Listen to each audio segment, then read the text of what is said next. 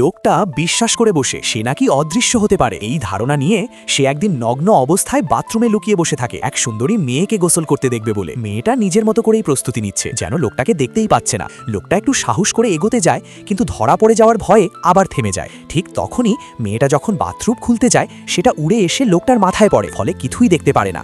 এরপর মেয়েটা বাথটাবে নেমে পড়ে, চারদিকে ফেনা, কিছুই পরিষ্কার নয়। লোকটা ফু দিয়ে ফেনা সরাতে থাকে। অনেক কষ্টে একটু জায়গা পরিষ্কার করে দেখে ভাবলো কিছু গুরুত্বপূর্ণ দেখেছে, কিন্তু না, সেটা ছিল শুধু হাঁটু। এবার সে পানির কল খুলে দিয়ে গান গাইতে শুরু করে, যাতে মেয়েটা উঠে আসে। মেয়েটা পানি কমে যেতে দেখে উঠে কল বন্ধ করতে যায়। লোকটা ভাবে এই তো সুযোগ, কিন্তু আবারও ধাক্কা। মেয়েটা আসলে সাঁতারের পোশাক পরা। হতাশ হয়ে সে নিচে যায়। তখনই দরজায় আসে এক ডাক পিয়ন। লোকটাকে সেই অবস্থায় দেখে বলে, চিঠিটা সাইন করুন। লোকটা অবাক, আমি তো অদৃশ্য, আপনি আমাকে দেখছেন কিভাবে? ডাক পিয়ন হেসে বলে, সবই তো পরিষ্কার দেখা যাচ্ছে। এরপর পাশের ঘর থেকে বন্ধুদের হাসি, সবই ছিল তাদের প্ল্যান করা মজা। লোকটা কখনোই অদৃশ্য হয়নি। শেষে লজ্জায় পড়ে সে চুপচাপ নিজের রুমে ফিরে যায়। এই